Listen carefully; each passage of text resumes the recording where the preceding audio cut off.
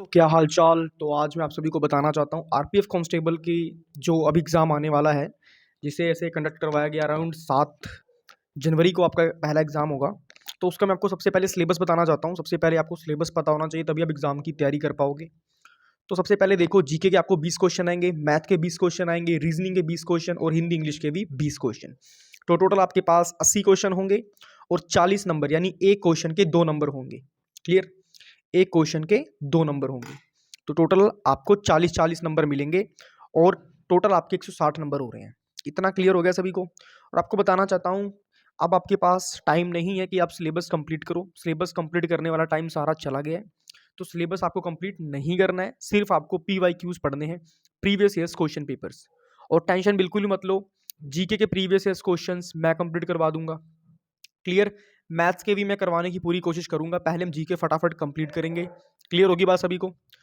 और सबसे पहली बात आपको बताना चाहता हूँ कि जो सबसे मोस्ट इंपॉर्टेंट चीज़ है वो ये है कि आपको अपनी तैयारी अब पूरी जी जान से स्टार्ट कर देनी है, क्योंकि टाइम बहुत ही कम बचा हुआ आपके पास।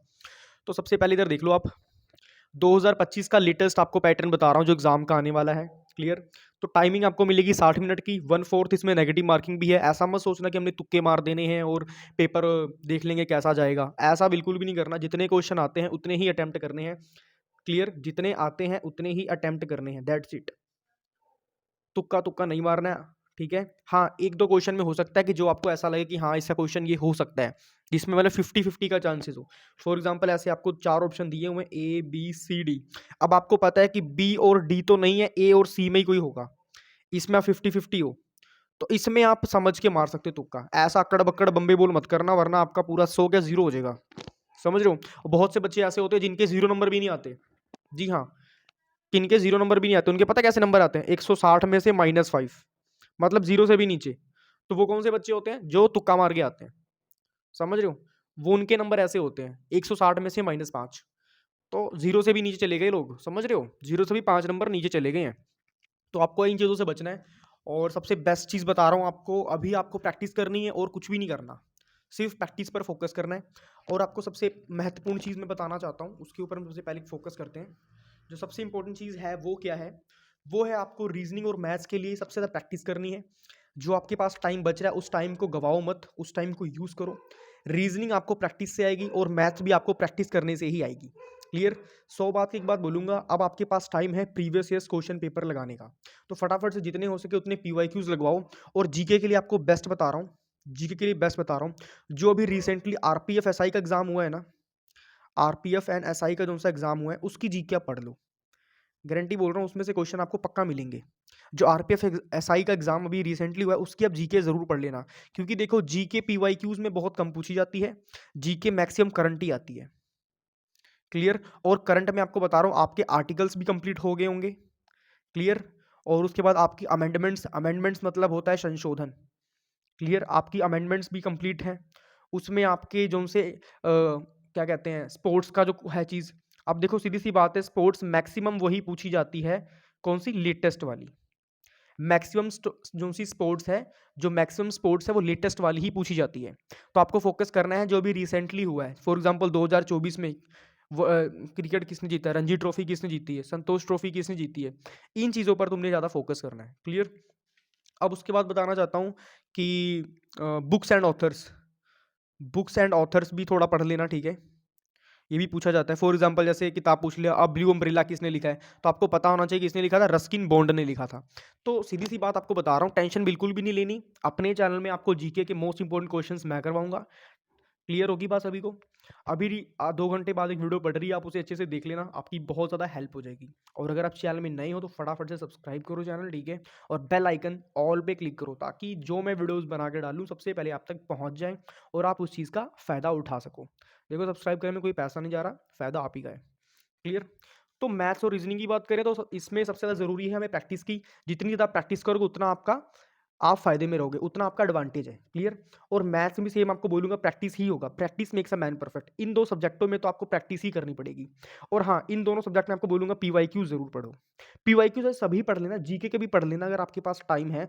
बाकी बोलूंगा जीके का मैक्सिमम आप करंट करंट टॉपिक ज़्यादा उठाओ। ठीक है? और PYQs भी पढ़ना, PYQs भी इंपॉर्टेंट है, क्योंकि जो स्टैटिक जीके है, जो स्टैटिक जीके है जो स्टैटिक जीके है वो पीवाईक्यूज वाली ही आएगी, और स्टैटिक जीके बहुत ज़्यादा इंपॉर्टेंट है। क्लियर होगी बात? जैसे आपसे पूछ सकते हैं चंद्रगुप्त मौर्य का पुराना नाम क्या था।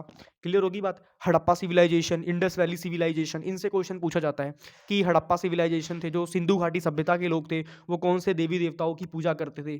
ठीक है, आपको पता है ये पार्वती माता जी की पूजा करते थे। क्लियर? तो ये चीज़ें आपको पता होनी चाहिए, और यही चीज़ें आपसे पूछी जाएंगी। क्लियर? उसके बाद रिवोल्ट ऑफ 1857 के बारे में आपसे पूछा जा सकता है। देखो मैं कुछ इंपॉर्टेंट पॉइंट्स आपको बता रहा हूँ। रिवोल्ट ऑफ 18 जो आपको रिवोल्ट है 1857 का रिवोल्ट है, उसमें से भी आपको क्वेश्चन पूछे जा सकते हैं। सबसे पहला क्वेश्चन आपसे क्या पूछा जाएगा? आपसे फर्स्ट ऑफ ऑल क्वेश्चन ये पूछा जाएगा, पहला गोलमेज सम्मेलन था, ठीक है, जो पहला गोलमेज सम्मेलन था वो कब हुआ था? क्लियर? और वो कहाँ हुआ था? ऐसे क्वेश्चन पूछा जाएगा। क्लियर होगी बात? कहाँ और कब, ऐसे क्वेश्चन आपसे पूछे जा सकते हैं।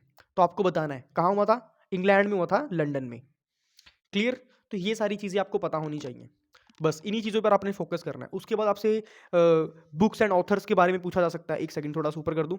बुक्स एंड ऑथर्स के बारे में पूछा जा सकता है। बुक्स एंड ऑथर्स में आपसे क्या पूछेंगे? फॉर एग्जांपल आपसे पूछ लिया जैसे कि द इग्नाइटेड माइंड्स किसने लिखा है? ठीक है, द इग्नाइटेड माइंड्स लिखा था हमारे डॉक्टर एपीजे अब्दुल कलाम ने। ठीक है, इग्नाइटेड माइंड्स ये किसने लिखा था?